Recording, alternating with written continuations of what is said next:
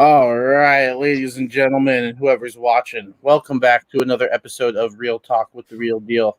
I am your host, Jacob Barber, and I am joined with three of the four that joined me the last time we did a list like this, talk about the MCU.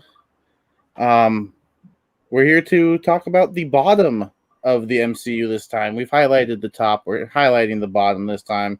Because even the lesser movies need some love too.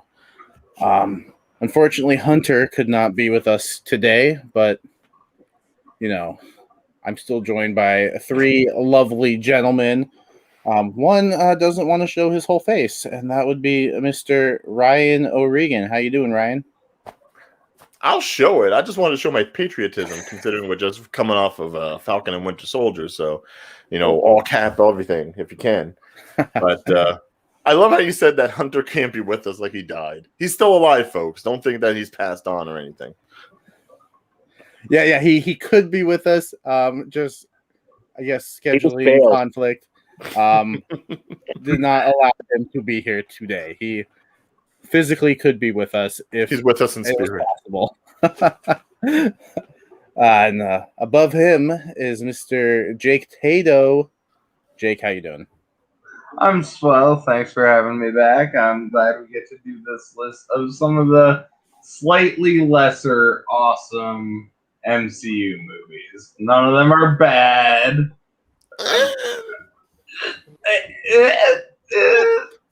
Hey, that's all I'm saying. Let's just call them slightly lesser awesome. That's what I'm going with. And the reason we are starting 20 minutes later than normal, JB3, how you doing? Great, doing great. Thanks for being patient, everyone, all the millions of insects that are out there. No, guys, thanks for being patient. I'm excited to talk about the worst MCU films, and there might be a couple decent ones on there, but I think there's some pretty bad ones we can talk about. Yeah. And just to remind you guys how the nerd list works, somebody will nominate a movie, they will discuss it, they will try to sway them, and majority rules. But since there's an even number, I'm going to let these three take over. I'll be included in the conversation, but I'm mostly just here to keep the conversation going today. So these three I'll nominate movies. I would love to nominate movies and talk about it, but just so we can get that majority vote, I will refrain from voting, but still give my input on the movies. But first, let's Falcon and the Winter Soldier just ended 9 days ago. Why don't we just real quickly, brief thoughts on the series? How'd you like it? Let's start with JB3. How'd you like the series? I absolutely loved Captain America and the Winter Soldier. It was fantastic. It was completely different than WandaVision. It's like when the MCU Infinity Saga was going, everyone knew you had these different types of movies that would, you had your Winter Soldiers, and then you had your Guardians, and then you had, your Doctor Stranges. You had all these different areas of the MCU that they would explore. This is like the same thing that they're doing with the show. We got more of the magic side and the mystic side with WandaVision, and now we got more of the actual, like in the, like the military type stuff, like the spy stuff, like all that craziness, like Sharon Carter's back, and then it was just completely different, and I appreciated that. By the way, spoilers if you haven't seen the show yet. I mean, by this time, I'm pretty sure everybody's seen it. I hope. Right, but just in case, I don't want people to be like, "Hey, how dare you?" And Sharon Carter was in the trailer, so I could talk about Sharon Carter being there. Right. I just wanted to, anything else after this, like, hey, Bucky died. What? No, he didn't die. No, he didn't. And it was really nice because they were able to touch on real life like situations without like making it didn't seem too manufactured. It was pretty organic the way that they flowed, because like some of that stuff needed to be addressed, I think. Just like some, you always got your shows and when they come out, you had your Full Houses, you had your your Degrassi's talk, all the teen issues. You know, sometimes real life stuff get put into play, and I think that they did a good job weaving that in. Yeah, Ryan, what about you? What are your thoughts on the series? Just briefly. Yeah, I'll try to be brief about it, but I thought it was a well done series. Unfortunately, yes, it was shorter than the WandaVision was, so I feel like because of that, maybe not as much got fleshed out as I probably would have liked. But I think considering this is the first of the Disney Plus series that's going to have a bit of a continuation going further, like I think we're already pretty much assured of season 2. And it'll be nice to see that they'll be able to continue this either in movies or television form and be able to really stretch out the MCU more beyond what we've seen so far in like this singularity of this, everything Thanos oriented and really be able to branch out. I think the characterizations, the way they were able to expand upon people like Sharon Carter, like Zemo, even a little bit of more of the Wakanda influence that you see, especially in this kind of series, and really tackling deeper subject matter than we've seen in some of the movies. Like we've seen the MCU where it's been very more wish fulfillment, lighthearted sort of stuff, even when the movies are a little more serious. But between WandaVision with all the trauma and PTSD and everything here with all the race relations and international issues, we're really seeing that the MCU itself is becoming less of just comic book folly and more an intriguing way of tackling subject matter and making it palatable for audiences when maybe other forms and other styles of doing it wouldn't be as well received. So I think it's a landmark series in itself, and I really can't wait to see what we're able to do from here on, especially once we get into Loki, which will be coming out. There's the next series later on this summer. That's just going to be weird. I'm looking forward to that one. The trailers got me excited. But Jake, your thoughts on the series? Loved it. As we established on our first go round, we all love On Your Left. We all love Sam Wilson, though. We rank those very highly amongst ourselves. So it is in the top 10 for me. I do wonder how it would have affected our conversation then. But love me some George St. Pierre. I'm glad to see him back. So yeah, loved it. Yeah, and speaking of our list last time, the top 10 that we decided on, the 3 that didn't make the top 7 were Civil War, Ragnarok, sorry JB3, and WandaVision. And our top 7 in order from 7 to 1 was Guardians of the Galaxy, Iron Man, The Avengers, Infinity War, Black Panther, The Winter Soldier, and at number 1, Endgame. Just real quick, would you replace any of those with Falcon and the Winter Soldier? Ooh. Any of the top 10. It doesn't have to be the top 7. I'm still floating with like Falcon and Winter Soldier versus WandaVision. As JB3 mentioned, like they're in the mystical world, they're in the real world. That's it. The real world where people have flying wings and magic shields. Yeah. So I'm still comparing them. I feel like I love them both the same. But I still have not ran through all of them straight through as like one big project yet. So I'm gonna have to do that and do more research to decide which one ultimately I place higher. Right, and yeah, totally understandable. I personally, as of right now, only having watched each series once, I did like Falcon and the Winter Soldier better. That might be because I like the characters better, so that might have something to do with it. But I would replace WandaVision with Falcon and the Winter Soldier, but just outside the top 7 that we decided on. What about JB3, Ryan? Either one of you have thoughts on that? I mean, I think it would be up there. The only issue I had is how short. Like, I wanted to see more. Like, which is you would think it'd be a good thing because how good it was, but it was It was short. Not, I get it. The episodes were longer than like WandaVision, so maybe the total time was similar. But I just feel like I just wanted too much more. Like I felt incomplete, even though you would think it would be complete. But I think that if it's been confirmed, I think it's been confirmed. I don't know. They're going to do another Captain America movie with Sam Wilson. If they do, I think that will be probably on the list. Mm. So yeah, yes, this definitely is not a final list. We will be able to come back to this for years to come, I'm sure. Ryan?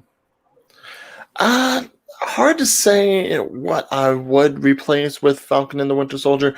I don't think it's fair to replace WandaVision with it, simply because I do believe WandaVision showcases the mysticism side of the MCU, which, aside from all the super soldier political intrigue that we've gotten in more than one movie, it kind of just runs parallel to the kind of stuff that we've expected in the MCU. Whereas I like the departure from WandaVision. I like that we were able to show something a little bit more avant-garde with that show, especially considering the underlying subject matter of all the trauma that Wanda's gone through. So I can't say that I would replace it, just because it's comparing apples and oranges at that point. It's really a matter of what fruit you'd rather bite into. Right. Totally. Well, let's get started. So we have 23 movies to choose from. Obviously, we have narrowed that down to 13 because we know what our top 10 are. Well, to be fair, if somebody wanted to go ahead and make the claim that something is as good and just as bad, they can still nominate it. I would say that's the field true. is open.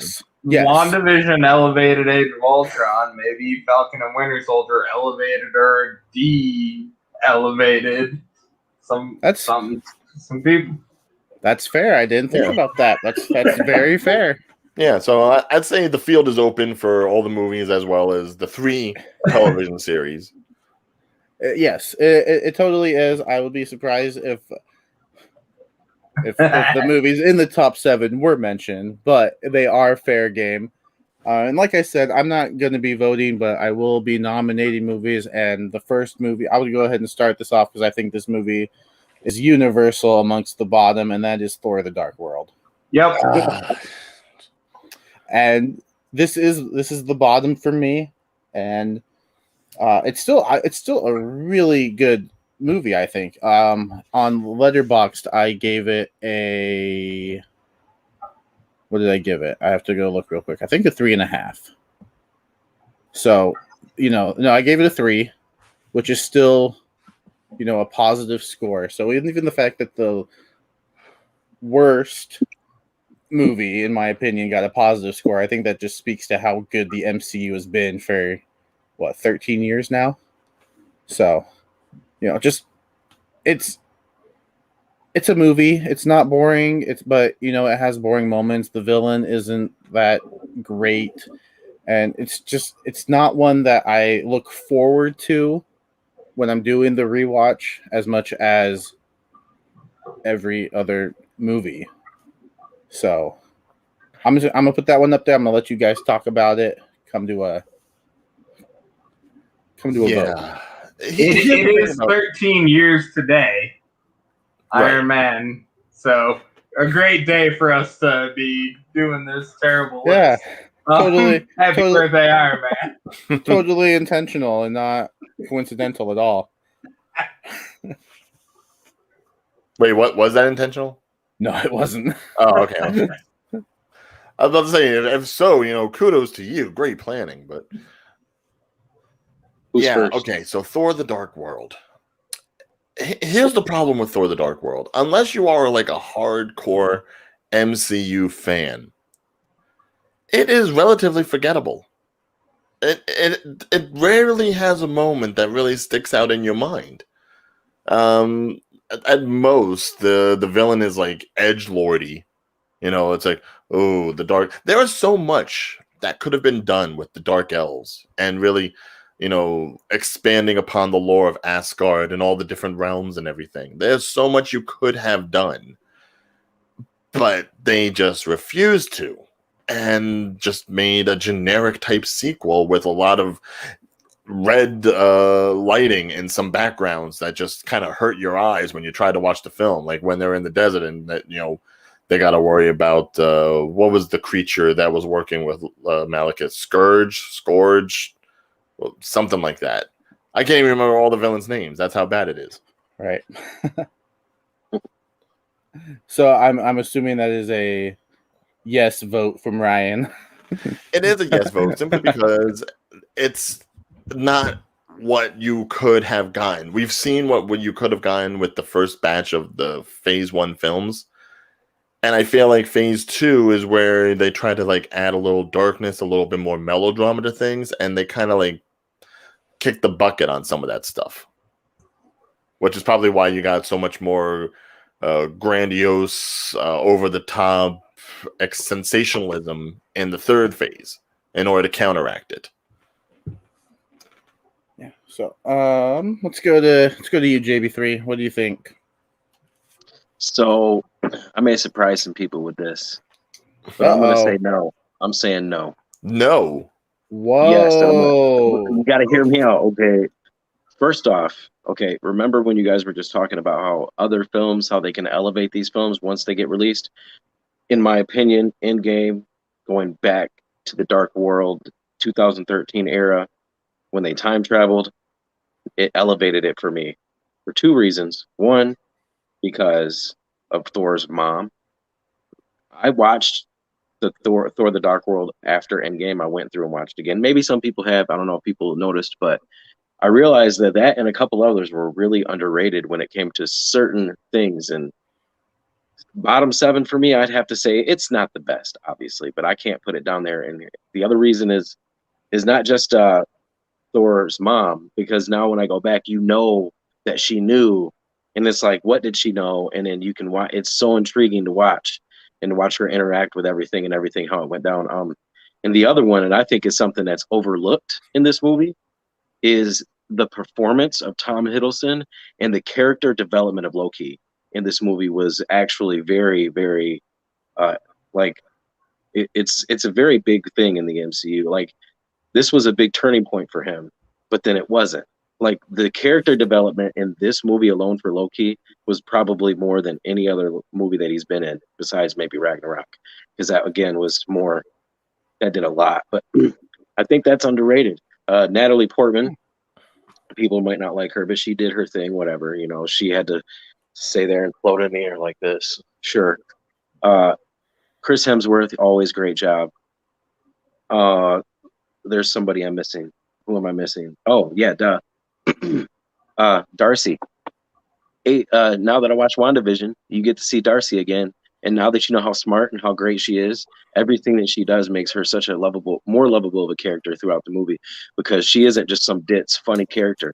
She's an actual important character who has a lot of knowledge and a lot of skills and who's very smart. And it just, to me, it brought a whole new aspect of the movie, and it made it better watching it the second time. If you haven't watched it again after Endgame, I encourage you to watch it again to see if you might like it a little bit better. In the top 10, no. In the bottom 10, no. It's like close, but I had to say no.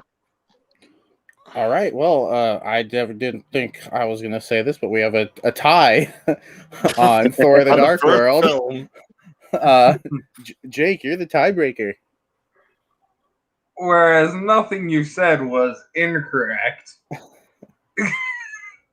You're still being ridiculous not putting this movie in the bottom 10. What are you doing? This is the only MCU movie that I ever fell asleep during my first watch through. The only one. And yes, in 2008, I was a little younger and more innocent, and there were not substances that help you sleep involved at all. Whereas the first time I watched Thor: The Dark World, maybe there were. But this is like, and yes, it has been raised by Endgame. I have watched it after Endgame. Endgame did make it better, but it still did not make it better than the second worst movie in the MCU. So it's going to be a huge resounding yes, this is in the bottom 10, bottom 7. Yeah, compelling arguments from JB3, but not surprisingly outvoted. Hey, I got my point across. Hopefully, you guys will watch it and at least like it more than you did the first watch through. Hey, like I said, I didn't hate it. It's just something has to be on the bottom, and unfortunately, it's The Dark World for me.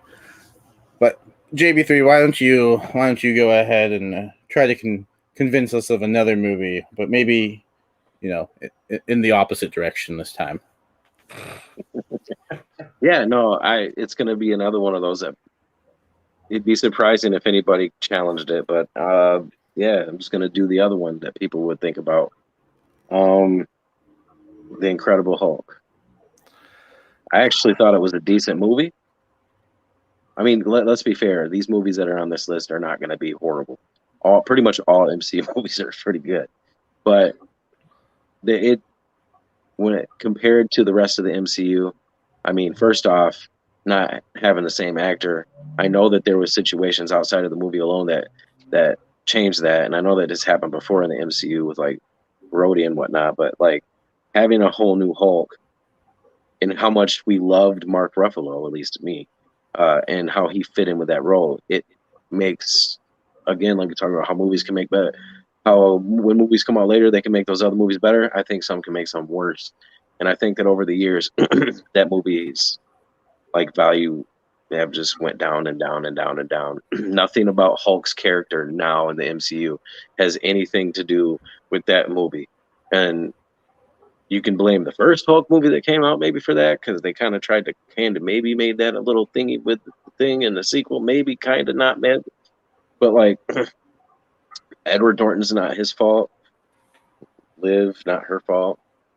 The only other person at all that has relevance is Thunderbolt. Dude. Ross. He's the only character that came up out of that movie. That's the only thing. But yeah, it doesn't qualify for me. It doesn't even connect to any of the, like it doesn't even connect like to any other movies. Like I said, besides Ross, it doesn't connect to anything. Right. Jake, your thoughts on the Incredible Hulk? I will once again agree with you and echo some sentiments I believe that we had on the first one, where we both, like, I think most of us thought Ed Norton was fine and it wasn't his fault, and we would have liked to see him continue, but we also thoroughly enjoy Ruffalo, so that's a win-win. Right.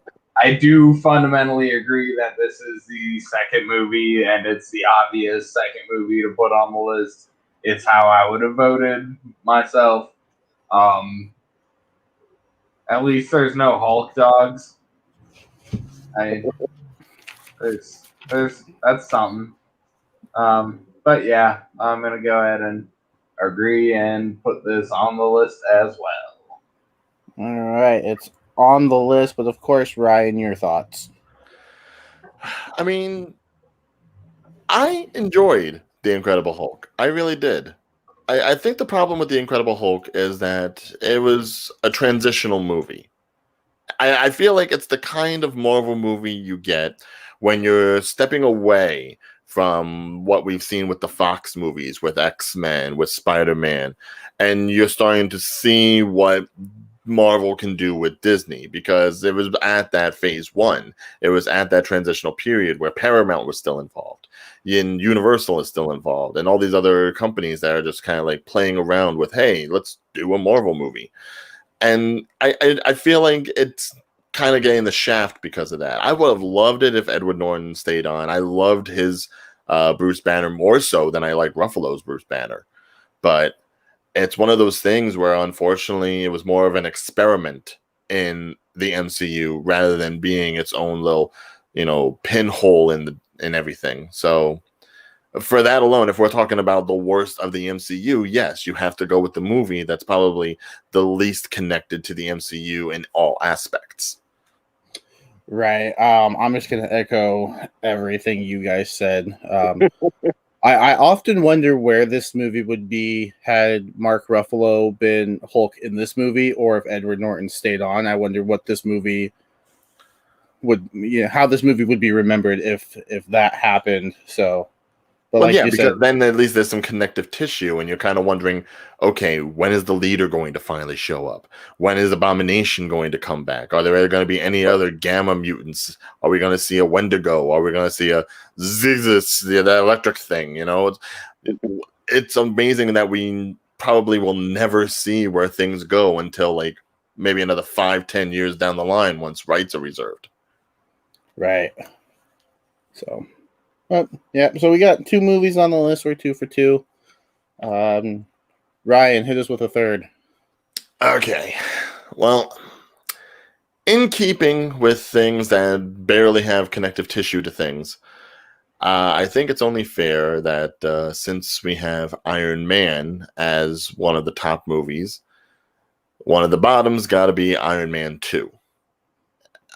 Aside from the introduction of Justin Hammer, which, Sam Rockwell does a masterful interpretation of the character, very Trump-like in a sense, which nowadays is kind of funny.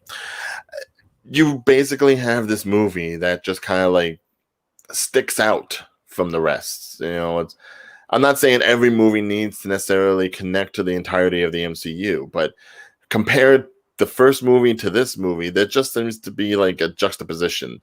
There seems to be a difference in tone and mentality that just necessarily doesn't fit with Tony Stark and Iron Man and everything that we saw prior compared to everything that we see going further. I'd say out of all 3 Iron Man, it's probably the weakest of the pack, and I'd say that it also kind of set the tone for, not just the Thor: The Dark World, but pretty much anything that seemed like it was going to be different from what we got in the MCU, and made some people skittish about movies going further that kind of departed from everything. And all credit to bringing back Mickey Rourke and giving him work, because it basically did help his revitalization. But outside of that, what did it really give us? Really, what was so landmark aside from War Machine? I mean, it's something that could have easily been introduced in any other movie. Go ahead, James. Yes, I see a hand up in the class. What's your question? I might be out of turn here, but I was going to wait to say this, but I do have to remind you, it did introduce a really, really wonderful mainstay character in the MCU. And that would be Mrs. Natasha Romanoff, Black Widow. See, here's the problem with Black Widow here. Now, okay, far be from me to knock on Black Widow. I finally got the movie poster for the movie back when it was supposed to come out May 1st, a year or so ago. Yeah. But here's the problem with Black Widow in Iron Man 2 versus Black Widow further on. Practically in almost every instance we've seen Black Widow in movies outside of Iron Man 2, she has been a competent, almost authoritative and skillful member of the Avengers and of just the MCU.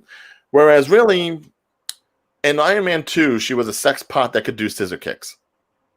It completely undermined what the character was capable of being and basically just showed her off as eye candy. To be fair, you're describing Natalie Rushmore. To be fair. She was undercover. But the simple fact of it is there's a way you could have done Natasha Romanoff in Iron Man 2 where you didn't have to rely so much on the Natalie stuff or on the, look at how many flips I can do in a black Catwoman suit. There's a way you could have done it where it would have added a little bit more intellect and a little bit more mystique and intrigue to the character. But they decided to go a little bit more blue collar with it. You got to keep the fight scene her happy, and the dudes. You got to keep that because that was legit. That was great. But, yes, but I didn't need Tony saying, I want one, and trying to grope on her while she's holding like an Iron Man gauntlet. It wasn't necessary, especially in front of poor Pepper. How are you going to do that to Pepper? All right. And as much as I like to argue, I've already spoke enough, so I don't think I need to speak anymore. So I'm just going to go ahead and say it. I do vote yes as much as I do want to bring up the love of the introduction of her, I have to vote yes on this, just because. I mean, it's like it's like right there. But I'd have to vote that one. So I don't know if our little debate made it. It made no point or sense to have it, but maybe it was for everyone's entertainment, and Look, it fits. I'll go next level here. Another beloved character was introduced in this film. Speaking of the gauntlet shot. Oh, don't start with that bullshit. Yep, I'm doing it. It's confirmed. Nothing's ever been confirmed. Young Peter Parker. No, none of this conspiracy shit. No. All right, this is not Tumblr. We don't do these things. They knew it. This is not Reddit. They knew it the whole time. They knew they were going to get Tom Holland way back then. Tom Holland confirmed 2017. Gizmodo.com is a very reputable source. No. Anyway, yes, this movie is. I'm gonna vote yes. This movie is fun, but definitely in the bottom 10. Anyway, thank you. All right, so our third movie on the list, we are 3 for 3. This is going great. Jake, go ahead and unmute again because you hit us with the fourth. Alrighty, what do I have here? Hey, we'll stick with it. Iron Man 3. Ooh. I wish these sequels were a little better. Iron Man 3 does some great Tony work, I admit. And it's like, honestly, if I reshuffled this list, I think it would be a little higher than where it is for me right now, but I don't think it would break bottom 10. Honestly, so yep, I'll go with Iron Man 3. All right. JB3, your thoughts on Iron Man 3? To be honest with you, I kind of want to hear what Ryan has to say about it. I'm kind of anxious to hear what Ryan, because I really think that he's about to argue this, and I really want to hear what he has to say. Let's do it then, Ryan. Oh, balls. All right. Look, it's a rarity in general that a sequel is ever going to be better than an original. I mean, regardless of if it's an MCU movie or not, sequels are traditionally of weaker scale or it's not as strong storytelling as the original films that they've come from. That being said, I would like to think that Iron Man 3 is a great representation of modern MCU. Simply because for two things. One, it showed us the human side of Tony Stark and showed us things that we probably didn't expect to see. I mean, after Avengers, it was the first movie that really started to break down what these people go through as part of heroism with the PTSD of going into space and almost dying and all the effects that it had on his psyche and his body, how his history with Killian has like come back to haunt him, and how the mistakes of the past have triggered things that are going through in the future. His relationship with Pepper, it speaks more to the character of Tony Stark as much as the first movie does, if not more so. And the whole Mandarin thing that people want to get all pissed off about, I love the fact that they subverted expectations and really just did the swerve on the whole, oh, yeah, you have, great character actor Ben Kingsley as the Mandarin. The look fits perfectly. He's a terrorist. He's a British actor, and fuck you. I love that. I love that they did that to people, simply because you can't necessarily follow the comics verbatim. You have to be able to do your own thing, and that's what they've been able to do. Because of that, it always left you wondering, well, they had the fucking 10 rings in the first movie. They have a Mandarin, but he's not a Mandarin, but there's got to be a Mandarin because there's the 10 rings. And now we're getting that in, Shang-Chi. We're getting that movie now, where hopefully this Mandarin is actually a real Mandarin, but who knows? It keeps you on the edge of your seat like that, and I love that they have that kind of storytelling.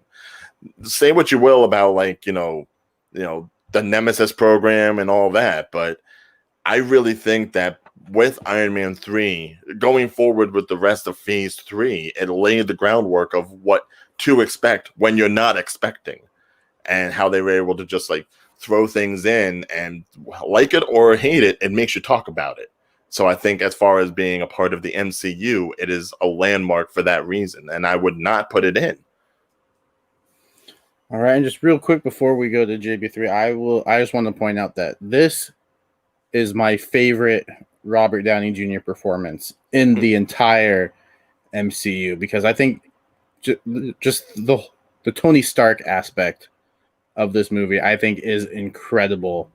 And I know I'm not voting, but I would also be voting no, because this actually just misses my top 10 personally. Yeah, I'm not saying it's like the best. It's certainly not part of the top 10 like we did, but I wouldn't put it in the bottom 10 either. JB3, would you? I'm on the fence. I've been on the fence with this one because Iron Man 2 and Iron Man 3 to me both flip-flop every time. Like one time, sometimes I like 3 better, sometimes I like 2 better. Sometimes I like 3 better, sometimes I like 2 better. So it's a real toss-up. The one thing that I got to say that I love about it is Robert Downey Jr. Like, I was talking big on character development for Loki in the Dark World. I think the character development for Robert Downey Jr., even though he already had built such a strong character in like 3 different movies that he appeared in already, like everything that happened in New York played out in this Iron Man movie. Like, he was jacked up. And I think that it was a lot, like, for that reason alone, it was strong enough to me for me to say no about it. I think that if it was like what are we doing? Are we doing a top 7 total, or a top 10 then to a top 7? Yeah, just like Something last time. Yeah, so like to me this would be like 11. Like it just like, and like it's a good movie. That's the part about MCU that's difficult to deal with. Right in the middle. It's right in the middle for me too. It's actually like, of the 23 movies, it's number 12. So I'm glad it's not making the list. Close. Yeah, very, very close. I'll go ahead and put up another movie for you guys to talk about. And I don't know if this one's going to make the list. We'll see. For me personally, one of the bottom 5 actually is Guardians Volume 2. I just think I don't like Drax in this movie very much. The comedy doesn't land as it like it did in the first one for me personally. I do like the villain, but for me, like, just coming off what the first movie was, and that might be unfair because Guardians was just such a surprise hit, and so it might be a little unfair to come into this movie with those high expectations, but I did, and it didn't deliver what I wanted a Guardians sequel to deliver, and I was actually quite disappointed. I mean, I still think it's a fun movie, but I think they could have captured more of the magic that they did with the first one, and I just think it didn't quite hit the mark. So Guardians Volume 2. Ryan, what do you think? You're doing that? I know. I have a thing. I get it. It's a trademark. I'm inclined to agree with you, only because comparing Guardians 2 to Guardians 1, Guardians 2 kind of has the feeling of a sequel that's like, oh, well, we did all this in Guardians 1. Let's just like double down on everything. And it feels like too much. It feels too much with the introduction of Sylvester Stallone and like the original Ravagers. It feels like too much with the introduction of who are the perfectionist gold-plated people. It's like I don't know what the hell they were, but the fact that they had to act like additional antagonists just seemed a little unnecessary. The thing with just shoehorning in Mantis all of a sudden and making them like a patsy to Ego. And then having a Nebula come back, and I like the rivalry between Nebula and Gamora. Don't think I don't, but it just seemed shoehorned in. It looked like they were just trying to pile in as much into the sequel as possible, almost as if saying, "Oh, well, we don't know when we're going to use James Gunn again, so we might as well just use him while we can." But yeah, I know, no fun intended there. But yeah, it's a fun movie in itself. I think in a bubble, it's an entertaining film, especially considering all the zany sci-fi-ness of it all.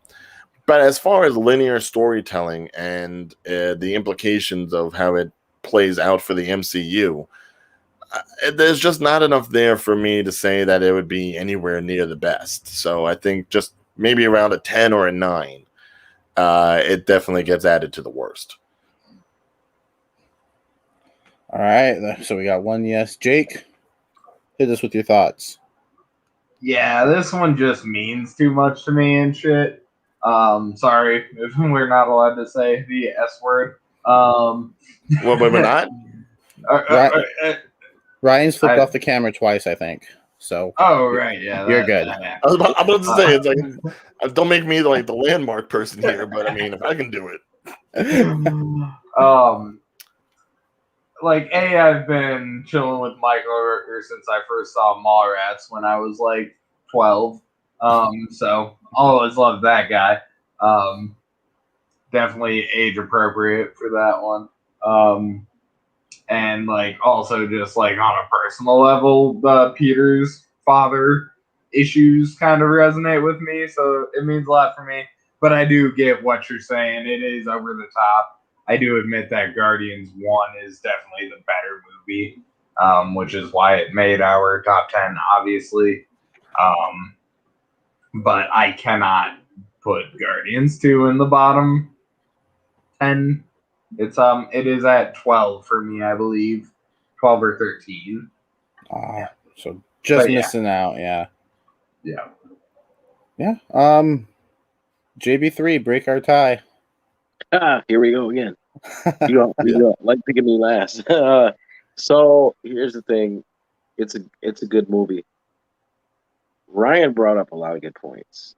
Like, and one of the really couple good points that I agree with is it's kind of a standalone movie.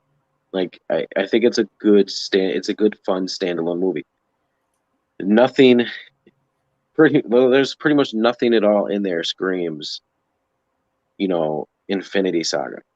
Like at this point, we are building up to the big guns here, and this was almost like let's take a step to the side and just talk about this for a second. Like especially with the first Guardians, like that was one of the most Infinity Saga-esque movies that you had. I mean, Thanos was there, the Power Stone, like that was a huge, huge movie for the Infinity Saga. And then you go to Volume 2, and it was fine, that you wanted to build more up on, Peter's story that was teased in the first one, whatever. That makes sense to me. In the whole father and son dynamic, I mean, that's the one part of the film I cry every time I watch that movie because of that reason at the end. So that I can feel the soft spot. But as far as the MCU movie goes, the other point that they really brought up was the whole too much thing. I mean, there was 5 end credit scenes. Like that right there screams too much. Like it is the Lord of the Rings of the MCU. Yeah. So again, a fine movie, but I would say yes on the list just because for MCU and being in the group that we're involved, it did not hold too much impact in the Infinity Saga. That movie could have been Volume 3 for all I care, and it probably would have worked. Like you could have had a whole Volume 2 that fit into the Infinity Saga and then done that later, in my opinion. So yeah. I do think we got one of the best lines in the MCU from this movie, and that is, "I'm Mary Poppins, y'all." So, yeah. But one good line does not make it that much better, unfortunately. Is Mary Poppins cool? Mary Poppins is very cool. Like hell yeah, she is.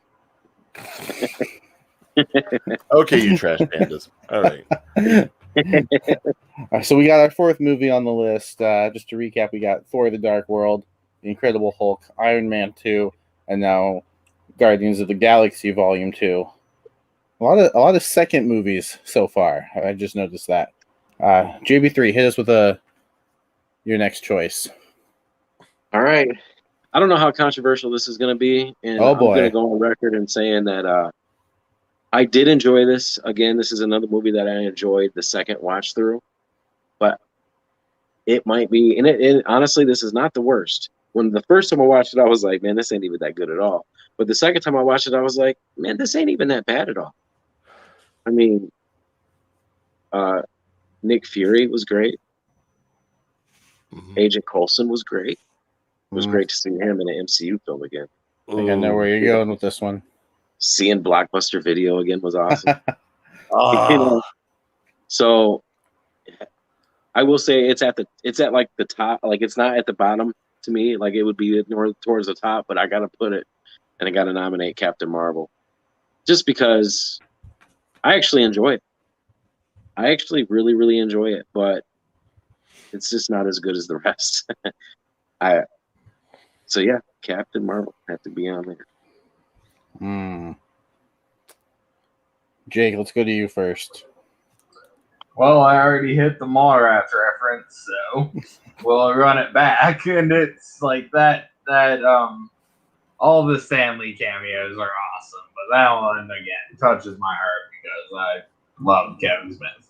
So that was a sweet cameo, and then beyond that, there was a movie that happened, and I enjoyed it, and I also agree that it is in the bottom 10 for sure. Okay. Ryan, your thoughts on Captain Marvel? It kind of goes into the same thing with Guardians 2. As a standalone movie, I think it's perfectly fine. But as far as another superhero origin movie with an actress who pretty much deadpans most of, her character and a lot of the jokes and everything in this movie, or a lot of the lightheartedness of this movie, is pretty much just 90s referendum. It kind of falls flat as far as other origin stories that we've seen in the MCU, like Captain America, the First Avenger, like Iron Man, even like the first Guardians of the Galaxy and Doctor Strange, where it's a little bit more unreal. So while I do believe that Captain Marvel is a character that should have been put out there, and I do believe that they did the best that they could, I just would have liked to have maybe seen something that didn't rely so much heavy on gimmickry and just told like something fresh and different than what we had already seen. If this was something that wasn't a part of the MCU and just like was starting its own thing separate from Marvel, I think it would have been outstanding. But unfortunately, it's like the one origin story that almost comes like too late to the game, Right, I can definitely agree with that. I thought the movie was good. Not great, but good. And yeah, I agree with everything that's been said. It's also in my bottom 10. Not that my vote matters today. It matters. It matters to me. You still throw it in there, so I mean, we're not going to stop you. I will voice my opinion. But yeah, no. I would have agreed. So Captain Marvel does make the list. We are halfway there. We got 5 movies on the list. Ryan, do we have a 6th? I think we do, and it's I gotta go along with the whole sequel baiting stuff. Avengers: Age of Ultron. I feel like it has to be there simply because it's pretty much that kind of cap off to Phase 2 that really sets the tone of everything we had seen up until that point, where the sequels to movies, or at least the darker tones to a lot of movies, just doesn't fit as well. or they just really weren't able to get to it until like phase 3.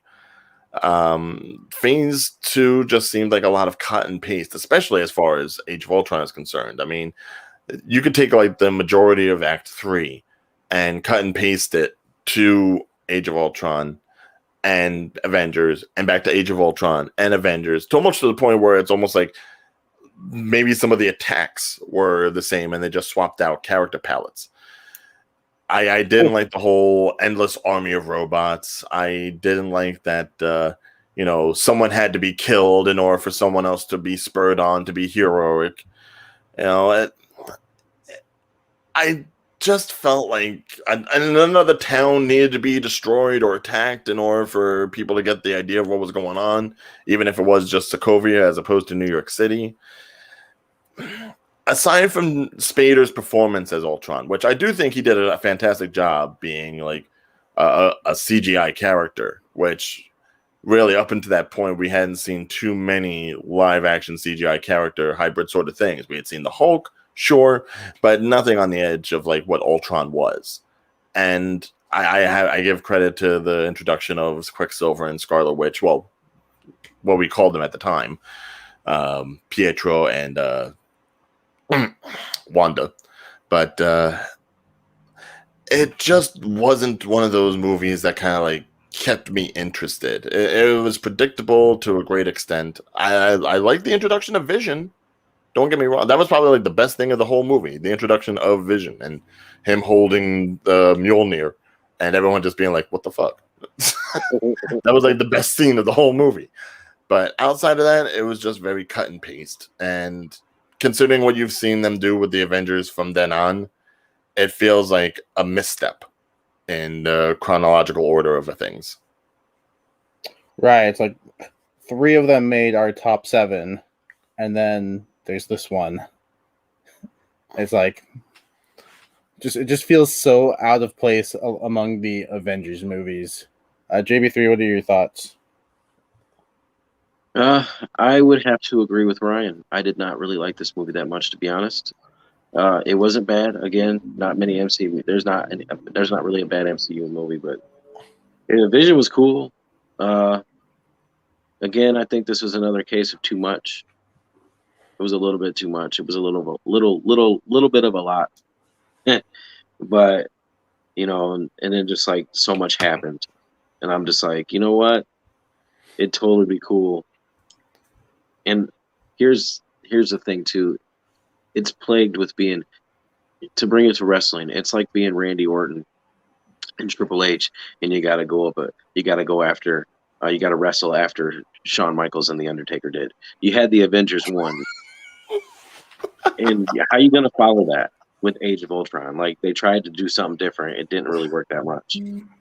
So yeah, except for this moment, the budge of the when they were partying and Cap budged it. He budged the hammer, nudged it. That I'll take that scene out of the movie. I just think he didn't want to pick it up and make Thor feel bad, but that's just my thought. He's just a nice guy. Yeah. It makes the list, but I still want to hear your thoughts, Jake. I totally understood those wrestling references. Yes. Yes, they were good and correct.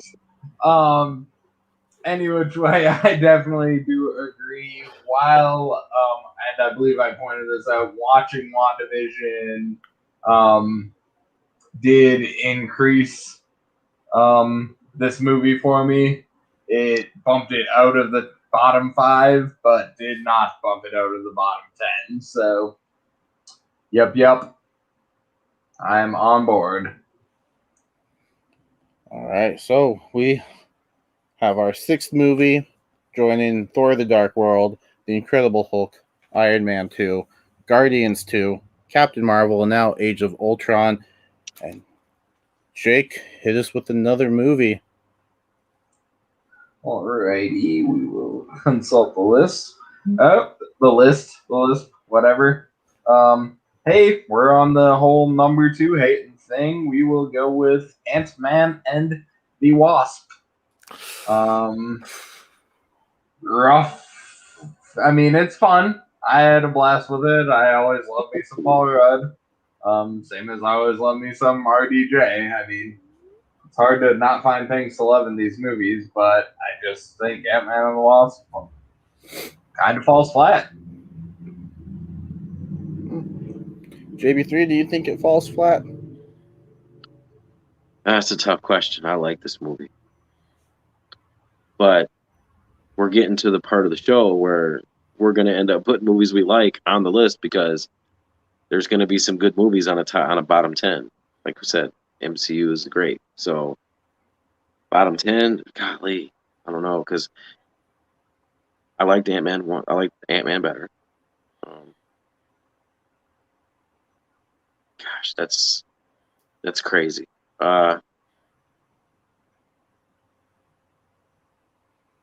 This is a tough one, man. This is a tough one. This is very tough. Because at one point, the placement of the movie after Infinity War. So when you're watching this movie, all you're doing when it came out, obviously we can watch it back now and enjoy the movie for what it is, but when you're watching the movie, there was two things we cared about. Number one, Janet, because it was teased. We knew we were getting Janet back. How is that going to happen? But the main thing, Infinity War. What clues are we going to get that Infinity War? Because we were fresh off of Infinity War. And then we had watched this movie, and it was fun, and it was cool, and he was huge, and they introduced a new villain, which was, in my opinion, not a good idea too much because, like, you already had the meanest of villains, but obviously they played this out like it was timelined right, you know. So, golly. And then the post-credit scene that connected everything finally. But correct me if I'm wrong. Before the end credit scene was there, when all of you here were watching, did you not think they ain't gonna say nothing about Infinity War? Like, I bet it's, and then we pretty much guess, oh, probably on the end credit scene. But like, everybody was watching this movie thinking about Infinity War. So to me, that is what makes it it gets put on a lower end because of the placement of the film. Like, if it could have came out after Endgame and they could have just told that story without having anything to do with Infinity War, I think it would have probably been placed better, in my opinion. So I'm going to say put it on the list. Ryan, what would you say? Would you say put it on the list? I would not. Now, the thing with, Ant-Man and the Wasp, this is one of the rare exceptions where I believe the sequel was better than the original. Yes, it may not have had the whole of, let's pull a heist thing that they tried to do with the first one in order to make it stand out from the pack.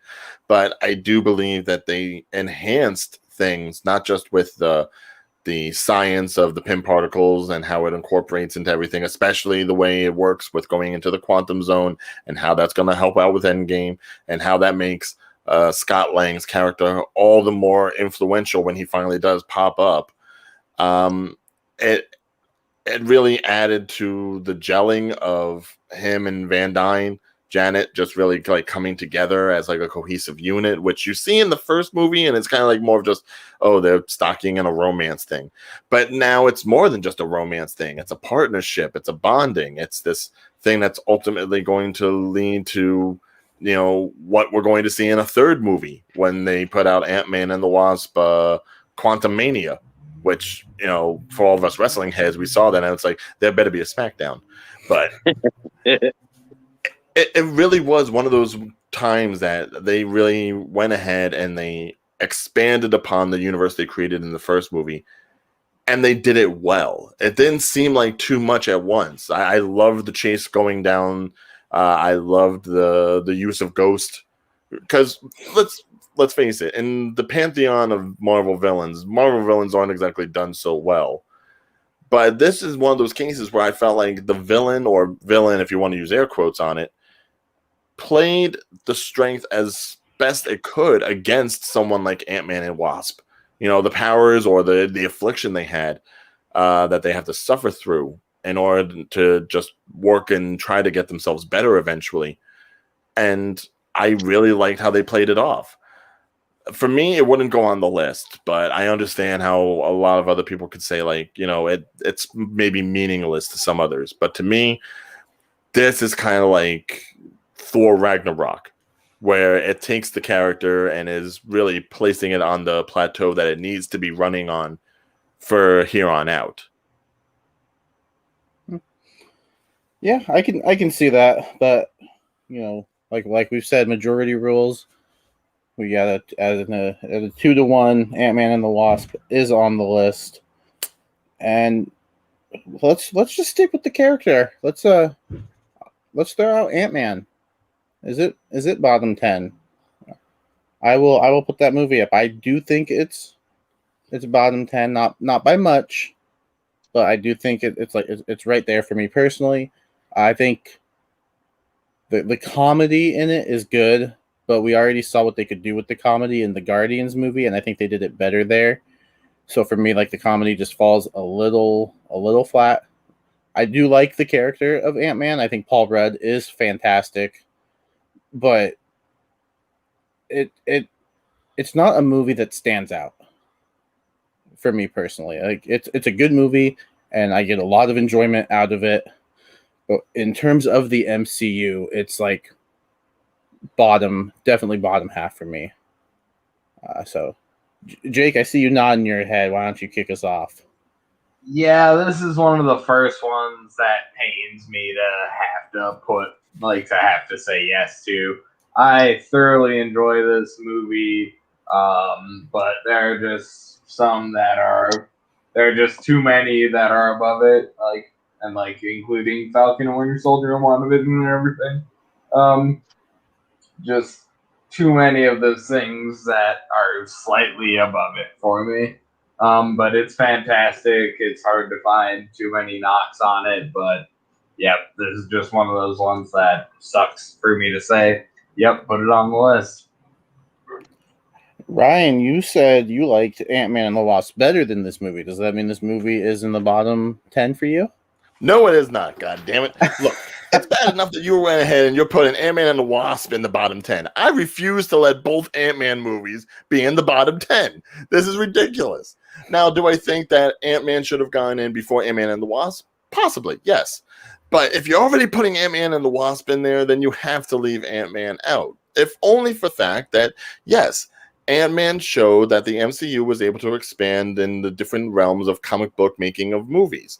It showed us that it can do like a heist movie, a crime movie. It can have a lot more fun with its hero who's not necessarily doing heroic things, because technically it is still thievery. And you can't knock the goddamn third act fight between Ant-Man and Yellow Jacket in Cassie's room. It's outstandingly silly and yet impactful. I love the way it went down.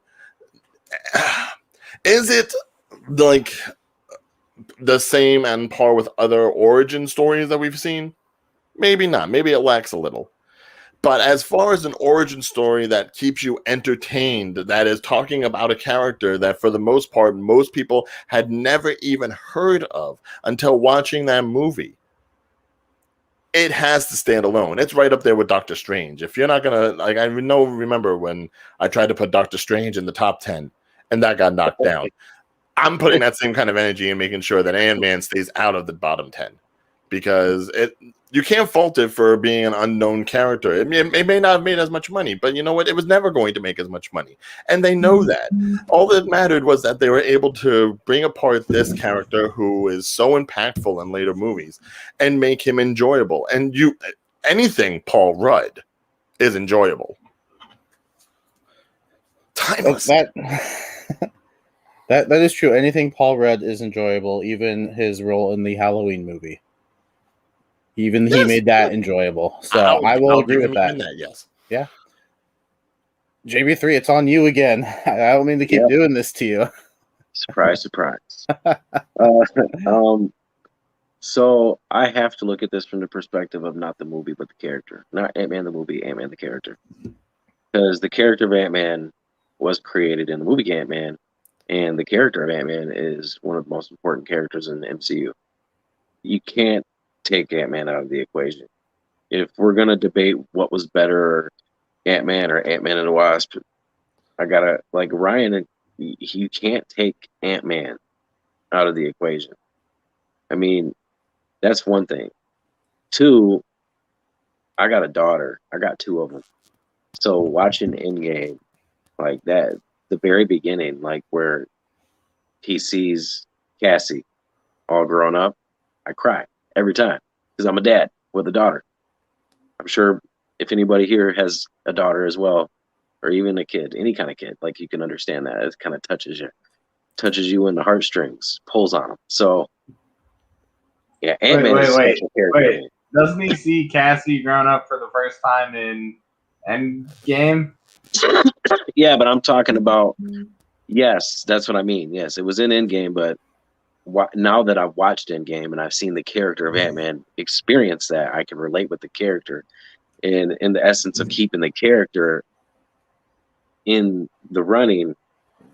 Like I said, whether or not you debate one or two, which one's better or not, just to be real, I mean, Ant-Man and the Wasp, it was a lot about the Wasp, which is fine. Lily, Evangeline Lilly, she's great. I'm going to say not on the list. Got to save Ant-Man. I got to save it. Got to save him. All right. Ant-Man is not going on the list. So JB3, what are you going to try to get on the list? What am I going to try to get on the list? Yep, back around to you again. We're running out of movies here. All right, yeah, I already know what I'm going to pick. Again, it could be debatable, but I think that this one, I mean, there's a lot of things that they got wrong in this movie. I think they couldn't nail down the balance between comedy and seriousness with the main character. They couldn't, like they didn't even give an opportunity for the character to show their actual like powers through most of the film, which I understand there was a bigger story to be told. Cool, whatever. And the biggest thing that pissed me off is them damn blonde eyebrows. So I'm putting Thor on the list. The very first Thor movie. Just because out of all the origin movies, like I thought that his character was built better later on. Because you had that, and then you had the Dark World, and it was like, holy crap. like Thor might as well just show up in the Avengable. But yeah, so Thor is my pick. All right. Move on to you, Ryan. Ooh. See, I wasn't sure if we were going to get like I figured we were going to get some origin stories, but I wasn't sure if we were going to get a founding member origin story. And mind you, Incredible Hulk doesn't count considering that's a completely different Banner and Hulk that we got. So, Thor, the original. I will say that the original Thor is definitely a type of movie that I feel has not aged as well as maybe some other movies have. Fair. Yes. It's a kind of movie where,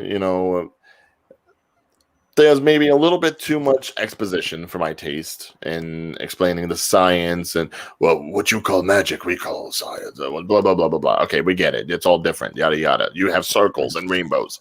But while I do like that it did give us Asgard and it gave us this plethora of characters to play with, I feel like only half the characters mattered. For every Heimdall they gave us, there was, the Warriors 3, which barely played into anything. For every Odin and Sif, you got, essentially, unfortunately, Darcy and the Destroyer, which, had his time to shine, and that was it. which, if you look at the comics, the Destroyer armor is a much more intricate sort of thing. And I don't know. Even Loki. Like, Loki didn't really shine until Avengers. So it's hard to really look at this movie and say that it has its impact. Aside from it simply being the origin story of how Thor became a better person and, found love, or at least, a human woman to infatuate with. It just really doesn't play out the way the continuity of Thor's character goes. I'd say everything from, Ragnarok on has really just wiped clean the slate of, oh, I'm the big burly blonde pretty boy. It's wiped the slate clean and has made Thor the character that we should have, whereas Thor pretty much just played up to stereotypical godlike norms, and it just kind of really like takes you out of it. I don't care if he's walking around some sort of town on a shipping coast and throwing coffee mugs around. We get it. Fish out of water, big deal. So for that, he's on the chopping block. Yeah, I'm not surprised. Jake, are you surprised this is making the list?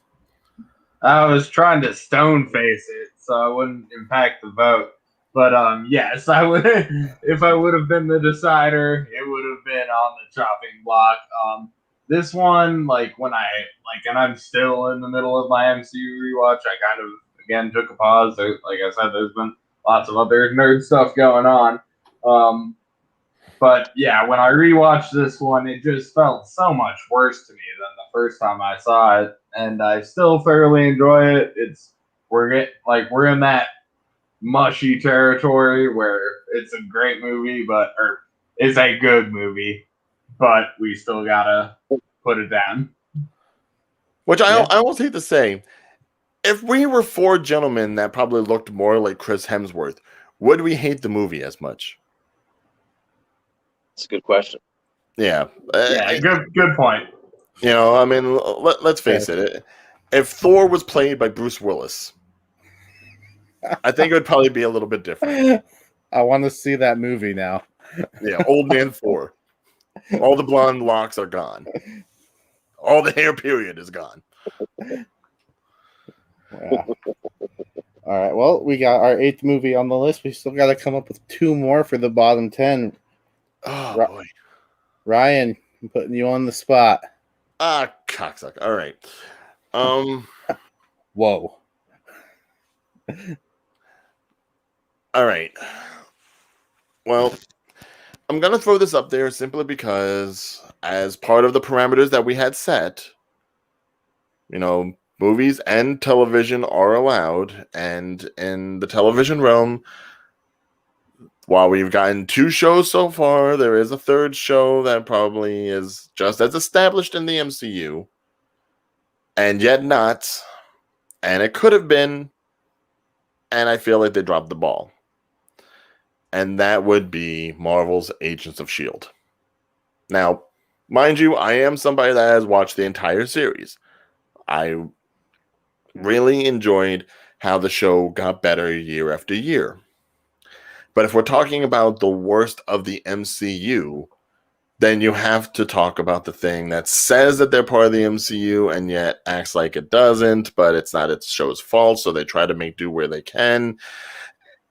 If it had had a stronger guiding light from start to finish, like we've seen with other television shows, how they have like a nice narrative season after season, and maybe one season is a little bit different than the other, but there's still like a throughway. There's like something that really stretches everything to its ultimate conclusion. If it had had that, I think it would have been a fantastic show. It would have played into the final parts of Phase 3 intricately, and we probably would have seen a little more crossover. And unfortunately, the most we get on the show is, mentions of the Avengers and Lady Sif popping up and, little bits and pieces about Hydra. But I hate that I didn't get to see any kind of S.H.I.E.L.D. Falcon and the Winter Soldier crossover, because I feel like there's enough that you could have done that you would have played into it. I would have loved to have seen Coulson pop up on the show as like a surprise character. But because they booted the last few seasons, and mind you, great storytelling, great characters. I love Fitzsimmons, I love Quake, but the fact that it became its own thing takes it out of the running for the best of the MCU. If you're not a part of the MCU all the way, or at least half of the way, then you really just kind of screw yourself. Again, it's one of those things where it's like it's in a bubble. As a show on its own, if it didn't mention any of the Avengers stuff, I think it would be a great Marvel television show. But in this case, it has to be disregarded. All right, and Jake, I know you haven't seen the show. JB3, have you seen the show? I've watched every season multiple times. It was a wonderful show. I love it. If I were to have to not watch the show anymore, I would want to give it a Spy's Goodbye,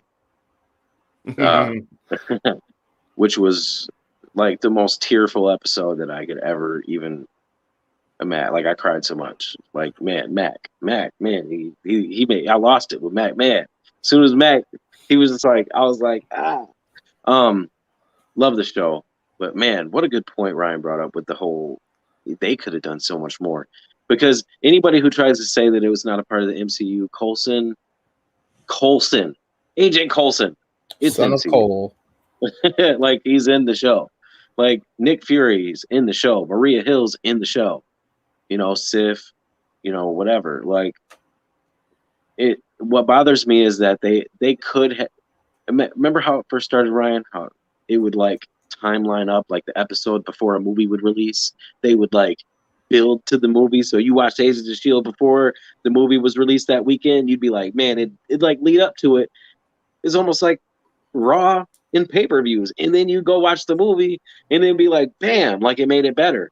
And then the episode like the episode after the Dark World came out was the one that Sif came in because they were cleaning up all the bull crap that happened in London. They were cleaning up afterwards.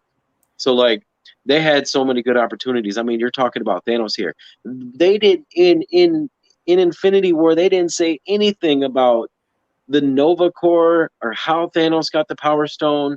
Like Agents of S.H.I.E.L.D. was already going into outer space. They could have tied that into Agents of S.H.I.E.L.D. They mentioned Thanos. They freaking mentioned Thanos, but that's the most that you get.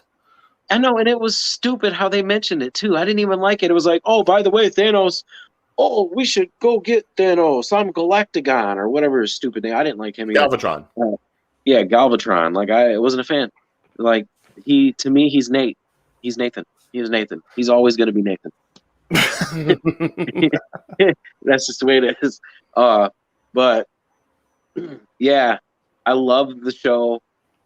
I'd recommend anyone watch it. But man, you made it clear, Ryan, and they could have made it the best of the MCU. If they would have just continued on. They could have done so much, but they didn't. They made it a good show, but best in the MCU? Yeah. Unfortunately, you got to blame the Feige's for that. Yeah, I know. And they were trying, it's not a part of it. Yeah, it is. Yeah, it is. Yeah. Highly debated topic. So Agents of S.H.I.E.L.D. is making the list as our 9th selection. Jake, hit us with our 10th selection, maybe? I will. I hear there's a cool sandwich. There's a Fitzsimmons sandwich. Is that a thing in Agents of S.H.I.E.L.D.? I mean, depending on your proclivities, it can be. Fitzsimmons is one of the most purest, most heartwarming things about that show. Except when she screwed an alien on a different planet, but that's another thing. That was weird. That was I was referring to like an actual sandwich with bread and meats, not like Jesus. You guys made it way more froggy than I intended it to go. Well, if you had watched it, then you'd be knowing it. I'm telling you, you got to muscle through season 1, but once you get to, I don't want to say a pivotal moment, but a pivotal part of the season, it's off to the races, baby. Yeah. But believe us when we say the show gets better season after season. It does. Like, I man, just wish those later seasons connected as much as the first season did. right? My buddy just went through watching it, and every season he was messaging me like with updates, and he hit me up like after season 5. He was like, "Man, what the fuck is happening?" And I was like, "It's Agents of S.H.I.E.L.D." And I was like, "Get ready, it don't stop. This keeps going." I'm definitely gonna have to check it out. All It's right, on my so watch list. let me do a quick rundown of everything that's been said and like whether or not it's on the list. We had Thor: Dark World on the list, yeah. Yep. Incredible Hulk. Yep. Mm-hmm. Yep. Iron Man 3 was saved. Iron Man Yep. 3 is yep. Yeah. 3 was saved, 2 was not. Yep. So we got Iron Man 2, Guardians 2, Captain Marvel, Age of Ultron, Ant-Man and the Wasp, Thor, and Agents of S.H.I.E.L.D., Iron Man 3, and the first Ant-Man were both saved. Okay. Oh man, this one. Okay, so this one really hurts me. And I wasn't even gonna I thought about suggesting Agents of S.H.I.E.L.D. just to save one of the ones I really love, but oh man, I'm still thinking. I haven't quite called it yet. Alrighty, I'm gonna say Spider-Man: Far From Home. Jacob's just like, I'm done. Why did I start the show? All right, thanks. It hurts me to say this. Thanks for joining us, guys. We'll be back next week. Oh well. No. Speak your case. I love this movie. I love Gyllenhaal. Everything about it's awesome. Can't say again. This is one that's hard to say anything negative about. I think a lot of this pick comes down to which Spider-Man you like better. Hopefully, I honestly hope 3 is No Way Home. I hope is the best. I hope they can pull that off somehow. But God, yeah, this is just and this is 10 for me, as it stands. But gosh, yeah, it's just between all the things that have been voted, I unfortunately have to say it. And this is my 4th favorite MCU movie. I tried to get it on the list last time, but it's up. JB3, what do you think? That's a toughie because as good as the movie is, it does have that WrestleMania 25 syndrome. I mean, it came after Endgame, which I hate that I know all these references. it keeps continuing on the story, but there's a few things about the movie that I really don't like. I watched the movie again a second time, and so I think they done enough job in the first Spider-Man movie in making Peter look vulnerable and stupid. They didn't have to do it in Far From Home, but they did. He was naive and dumb.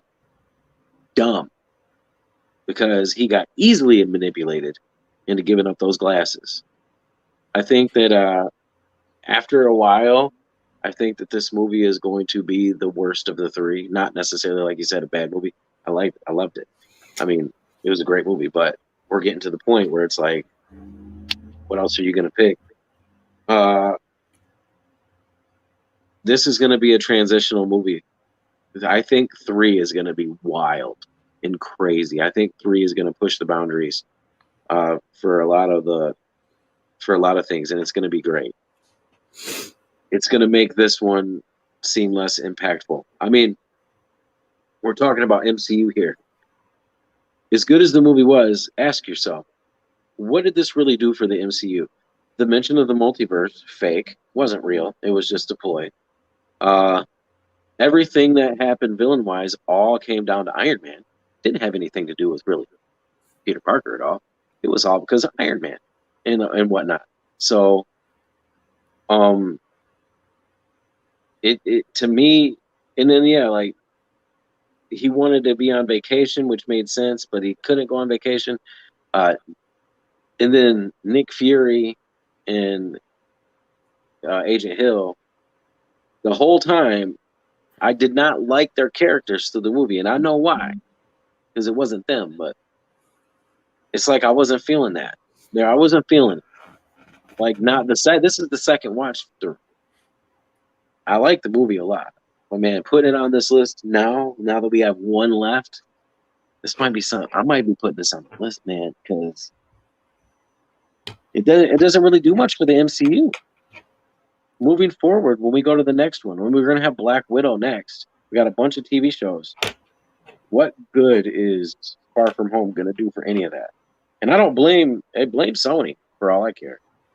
But like, what good does it do for the MCU moving forward? The only thing we know now is that Peter just got ousted. Everyone knows Peter's Spider-Man now, and J. Jonah Jameson is back. Which is probably one of the best parts of the film. The new Spider-Man suits were cool. The dynamic of him taking the torch was okay. I liked it. Him making his own suits. Happy being there was okay, but yeah, there was something missing. Like, I felt like this was more about Iron Man a little bit than it was about Spider-Man. I don't know. Who else has to talk? Who else has to talk? Ryan. So, oh man, because I know that if I put it on the list, then Ryan's opinion doesn't matter. But I think Ryan's opinion needs to matter in this. I think we got to hear what Ryan has to say first before I just put it on the list.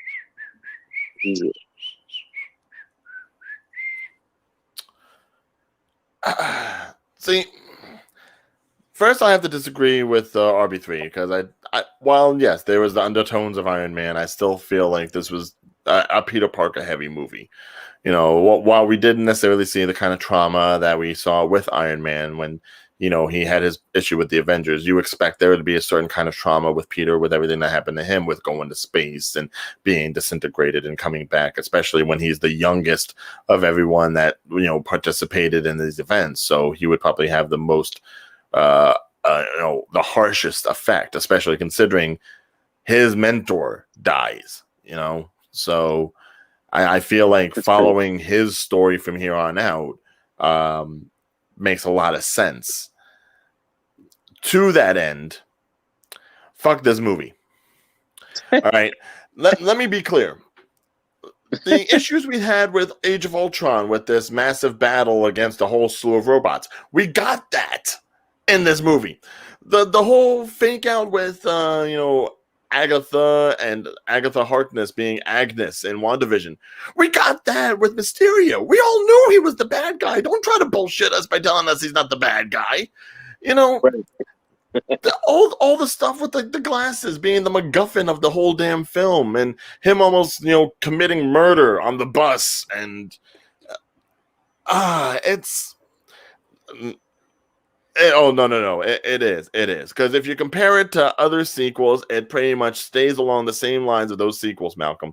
It pretty much puts too much into the film, and unnecessarily does so much so that it's comical that we're supposed to take some of the stuff seriously, like the glasses, like the whole Night Monkey thing, like they're trying to actually make Night Monkey a thing.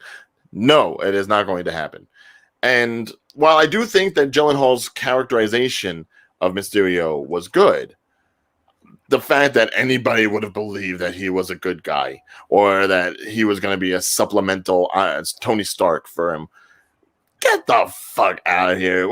This movie almost insults the intelligence of Spider-Man fans, especially considering when you think about it, we have had to deal with Spider-Man more so than probably almost any other Marvel character since they've been putting out movies. Second, maybe only to, the X-Men and Wolverine. We have seen so much of Spider-Man that doing this movie and doing Peter like they did insults my intelligence. They could have really stepped up the characterization of Peter Parker and they didn't. If anything, he's probably more of an impudent child in this movie than he is in the first one. And for that, yes, he gets the list. Well, there it is. I was on the fence too much, but I wanted to hear his opinion. I guess we got it. We got that. I am hurt. I'm hurt to my I'm core. so sorry. But Look, you wanted this show, Jacob. All right, This you is- take the punches. yeah, I mean, if you would have said Homecoming instead of Far From Home, I wouldn't be this upset. But you know, it is what it is. I mean, that's the beauty of movies, is that we can all have different opinions, and that's what this show is about, is those differing opinions and being able to talk about them and not get too upset, but just slightly upset. But no, we have our 10. Just to go through them one more time, our 10 are Thor: The Dark World, The Incredible Hulk, Iron Man 2, Guardians of the Galaxy Volume 2, Captain Marvel, Avengers: Age of Ultron, Ant-Man and the Wasp, Thor, Agents of S.H.I.E.L.D., and Spider-Man: Far From Home. And now it's the top part where we have to take 3 out to get our bottom 7. And I would just beg and plead with you guys. Let's just go ahead. We just put it on the list. Let's just go ahead and take it off the list. Yep, I agree. Let's do that. If you guys want to put it at number 10 of the bottom, I'm fine with that. That's just my suggestion. Okay, so just for curiosity's sake, the other one I was flip flopping between was Doctor Strange. What would have happened if I said Don't that? you dare touch Sergeant. No, don't. Yeah, don't mess with Doctor Strange, man. All Doctor right, then it Strange. was then it was inevitable, I guess. Well, I mean, we still had a couple choices. Like I said, Homecoming, the first Captain America, but you know, I wouldn't have allowed either of those. I like a lot. but we have our 10. And so yeah, we need to take 3 off, and then Malcolm, this was the entire MCU, not just movies. Yeah, So- if we're going to include Falcon and the Winter Soldier and WandaVision, then we have to include Agents of S.H.I.E.L.D. We're not talking Yeah. about the ABC Family, Freeform Hulu shows or the Netflix stuff, because there's hardly any connectivity. But they made it out of their way to make sure that Agents was connected to the MCU, if only for like a good portion of the show. Yeah, but it was something. Yeah, but it was something we discussed before, so we decided to include it. Yeah, there's none of that trivia rule in this show.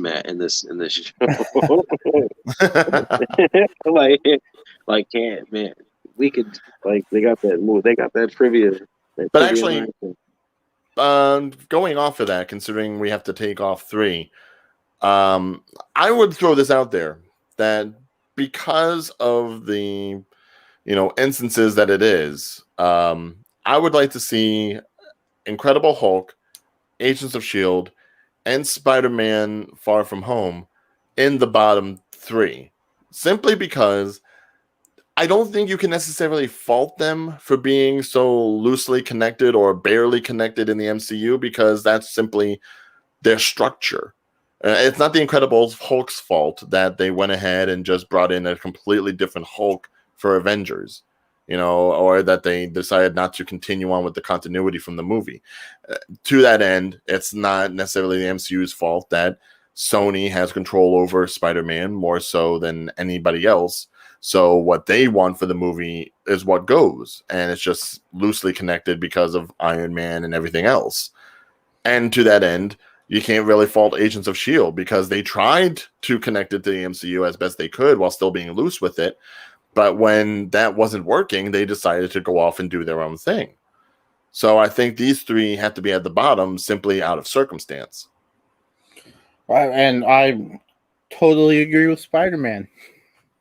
But I figured you would, but right, at least I'm saying it not just to appease the host. I'm saying it simply based on fact evidence.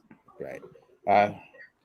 Yeah, all of my rankings are just based on the property. Like I mean, very little consideration goes into connectivity in general with with this list as I'm looking at it right now.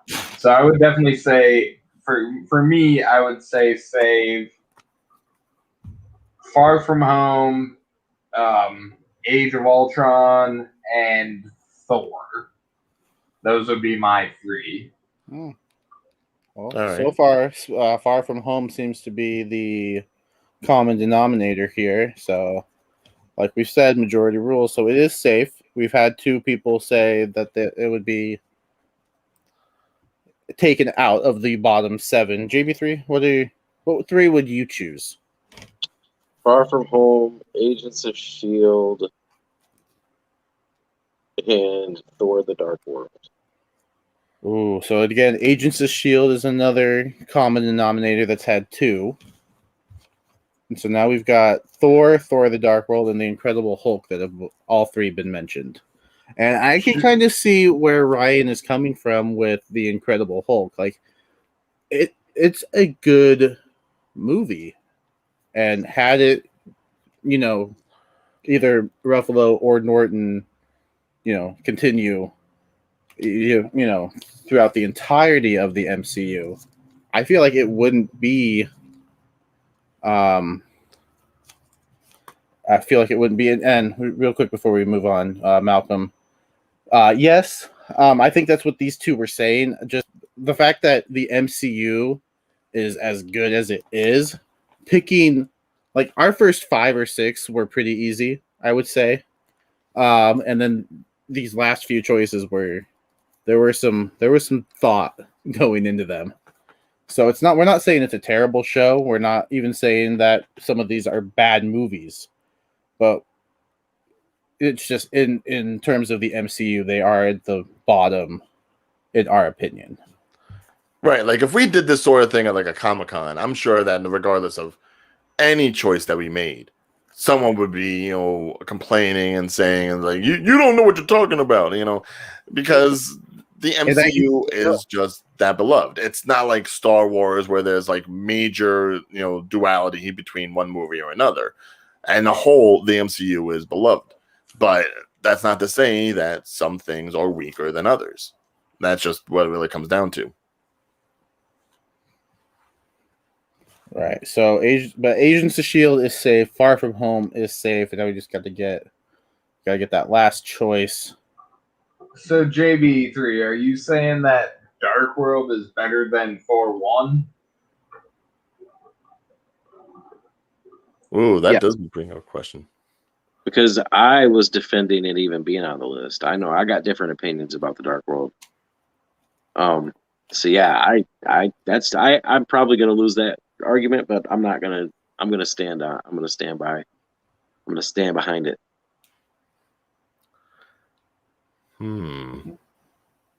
I think that is the only one out of the 3 that got a no, it doesn't belong on the list vote. But well, I'm trying to think in this regard, because while I still stand firm that you can't really fault Incredible Hulk for its placement in the MCU, because it was just a factor before there even was an MCU.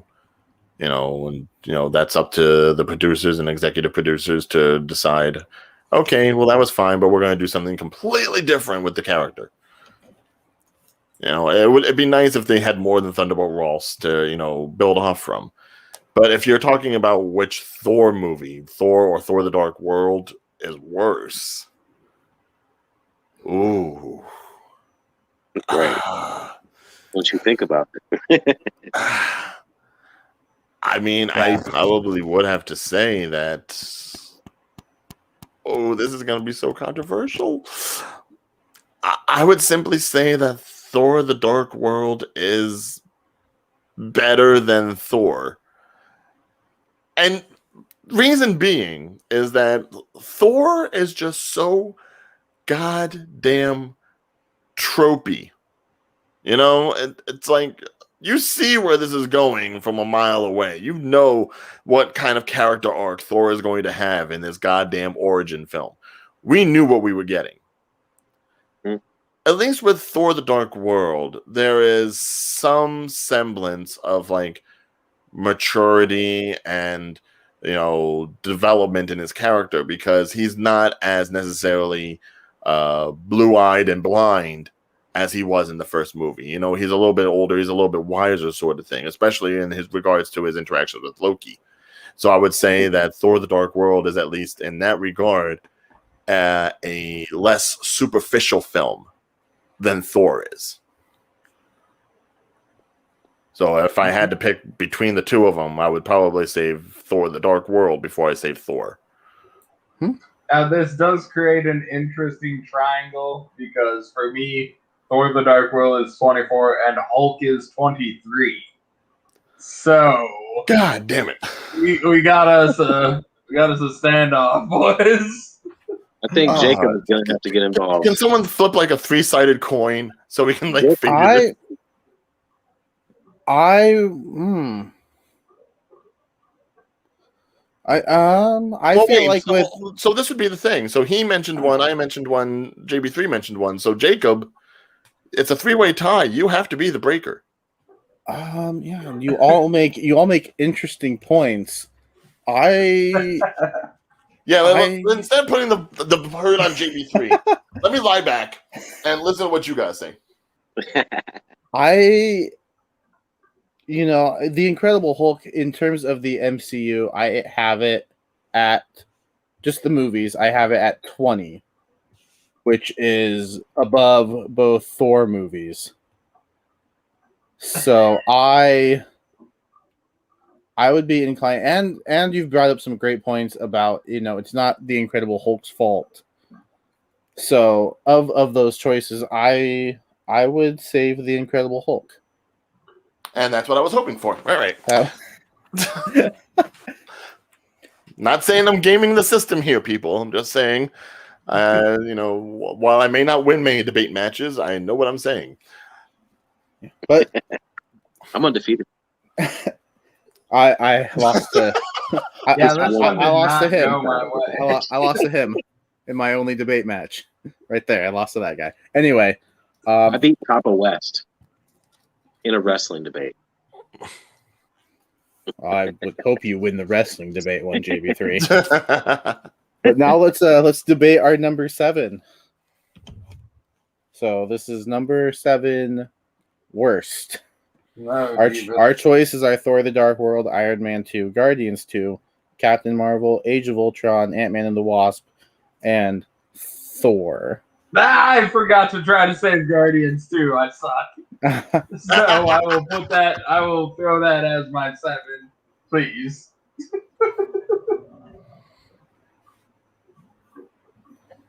I forgot it even made it, because that's blasphemy in my opinion.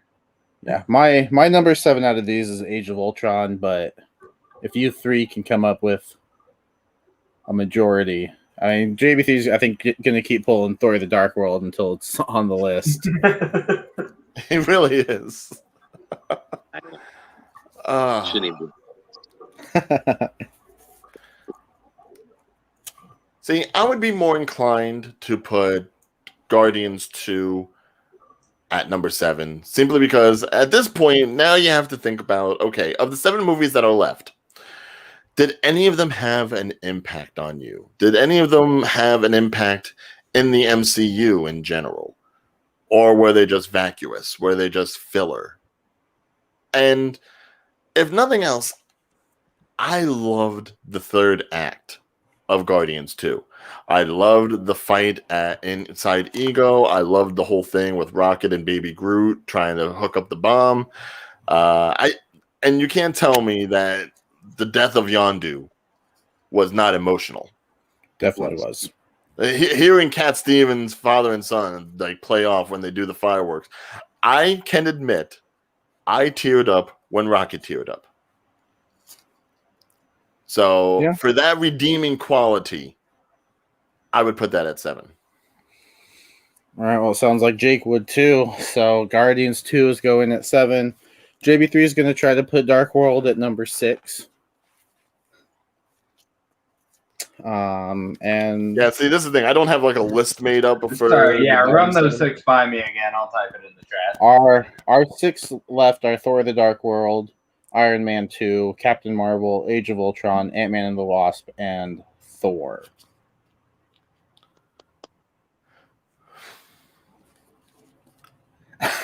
I would say it's yeah. Personally, at 6, I would want to save Ant-Man and the Wasp. Because again, going back to all the reasons why I didn't think it should be on the list, I can understand why some people would call it inferior to some of the sequels, but considering its lead up to the Infinity War climax and all the stuff with the quantum realm and how that's going to lead into a third movie, and I think there's a lot more based for the MCU in this film than people want to lead on.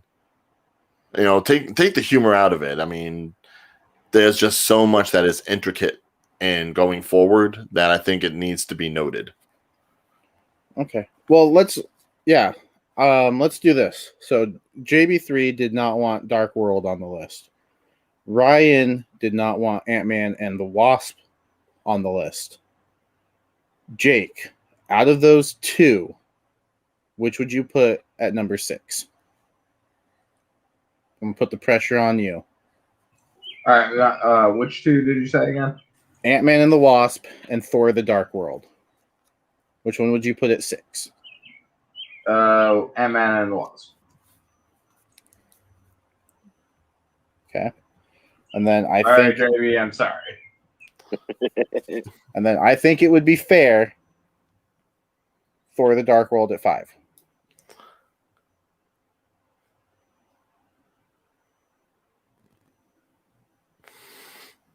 Again, I go back to the Thor Dark World Thor debate.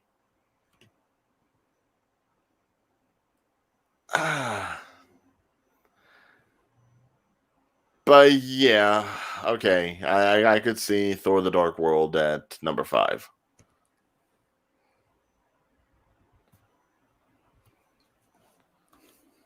And I only say that because those were the 2 out of what's left that got a no vote.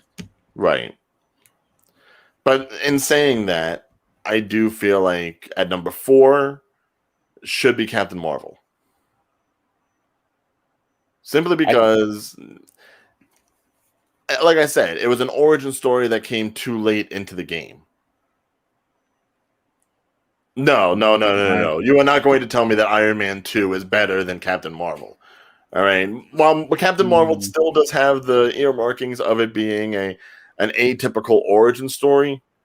As far as a bit of the MCU, it brought us the Skrulls.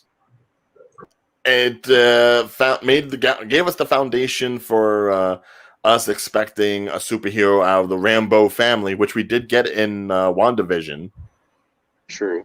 And it did introduce us to possibly where the future of space as far as the MCU was going forward, because it laid down the foundation of the Skrulls working with Fury and creating S.W.O.R.D.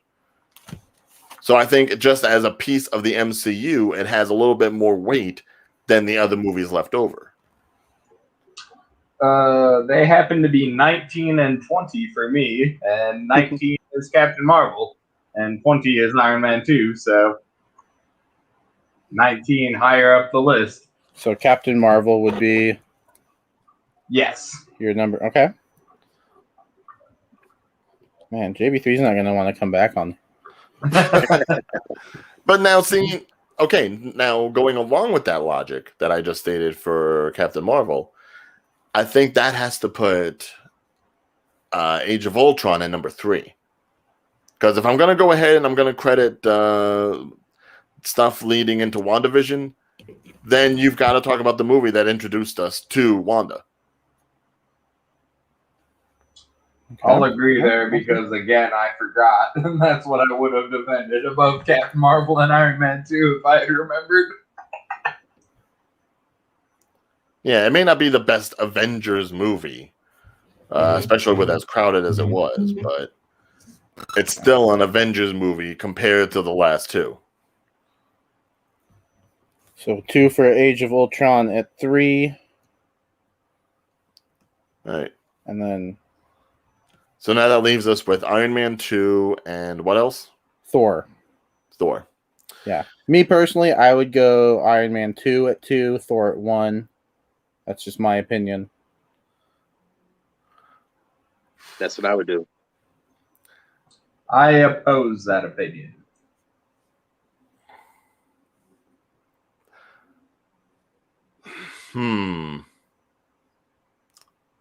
Iron Man 2 or Thor?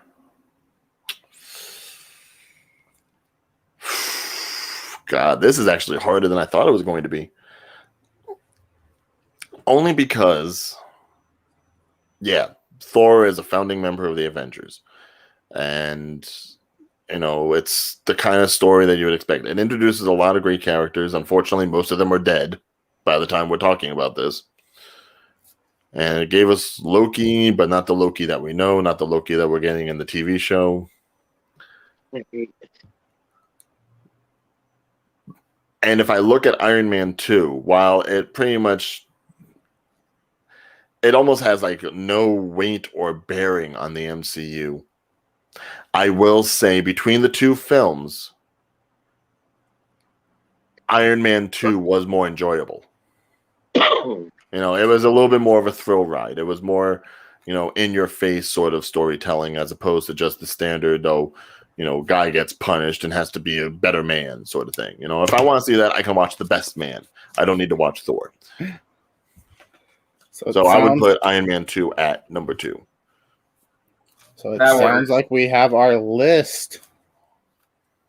And just to recap what our list is, we have Guardians of the Galaxy Volume 2 at 7. Ant-Man and the Wasp at number 6. Thor the Dark World at number 5, which, by the way, JB3, last on my list.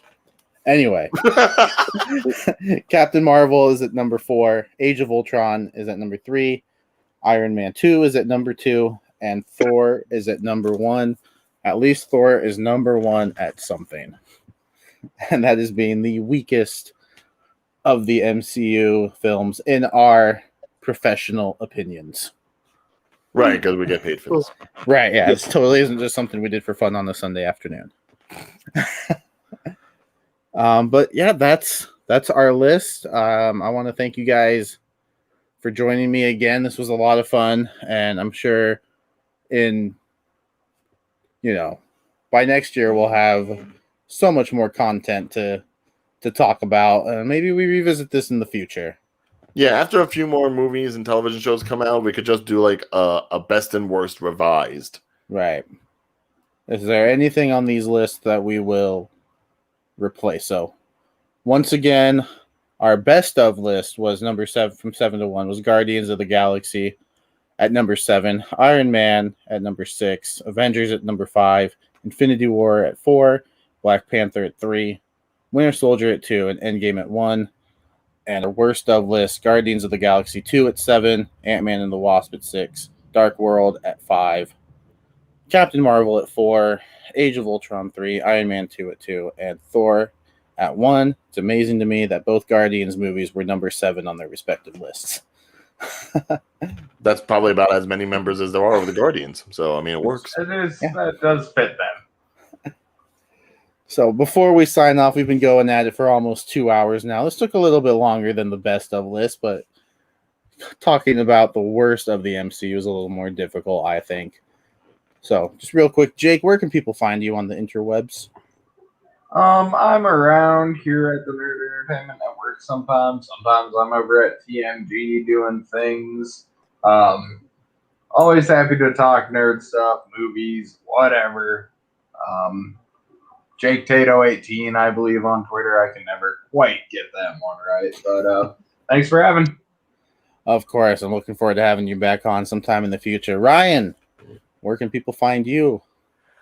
Very easily. You can go ahead and find me on all the major social platforms, whether it be Facebook, Snapchat, Instagram, and even TikTok, at Real Ordeal. That's REEL, because movies, obviously, Ordeal. Yes, and I've seen some of the TikToks he's posted on Facebook, and they're quite entertaining. I do enjoy them. Wait, have you So, really?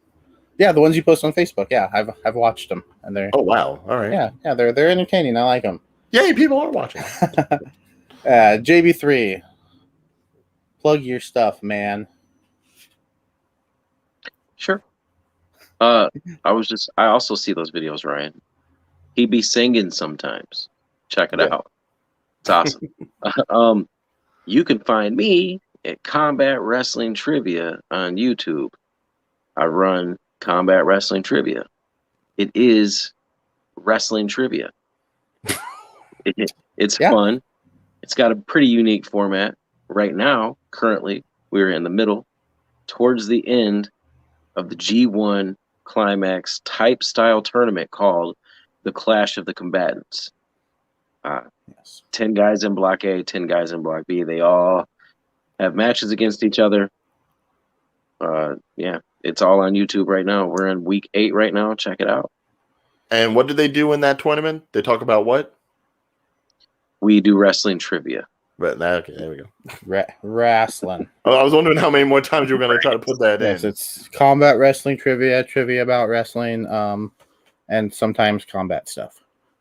I was really hoping we went like Lance Storm and just like, if I could be serious for just one moment. I don't think he's asked a Lance Storm question yet, and I'm very disappointed. But anyway, yeah, you can check him out there. When my week 8 match comes up, just go ahead and skip it. Anyway, Don't do that. don't do that. It's a good match. Please don't do that. If anything, just like watch it in the background so I can get that view. There you go. Or watch the other match that goes along with it, and then just don't pay attention to my match. I mean, if anybody wants to go ahead and throw the matches on in the background and not even watch it and just let them play, more than happy you guys can do that. You could do that, yeah. So, so you can catch me over there as well, competing in the Clash. I'm in Block A, and I've done pretty well so far. I've enjoyed my time coming back from my second retirement, and you can catch me. Yes, his week 8 match is against Wrestling with Trivia's Jordan Owens. It's actually a pretty decent match. It's just boring, I guess. I don't know. I was there. But yeah, catch me over there. Catch me here every Sunday, except for next Sunday. Spend some time with your mothers. It is Mother's Day. But yeah, every other Sunday you can catch me here, 5:00, talking about something movie related. That's what the show is. So, JB3, could you sign us off? Do your sign off, please. Do my sign off, please. No problem. Listen, everybody at home, we'd like to thank you for liking this video, subscribing to the channel, and sharing our content. But if you don't do that, we only ask that you do one more thing. Please just love everyone and have a great day. Aww.